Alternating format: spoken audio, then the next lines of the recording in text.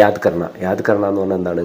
യാദ് കർണ ഓർക്കുക. ठीक है, യാദ് കർണ ഓർക്കുക. ठीक है, वो याद करके ले आना എന്ന് പറഞ്ഞാൽ എന്താണ്? वो याद करके ले आना, അത് ഓർത്ത് കൊണ്ടുവരണം. ലേ ആന കൊണ്ടുവരിക. ഓക്കെ, ലാന കൊണ്ടുവരിക, ലേ ആന എടുത്തിട്ട് കൊണ്ടുവരണം. ठीक है, ലാന കൊണ്ടുവരിക.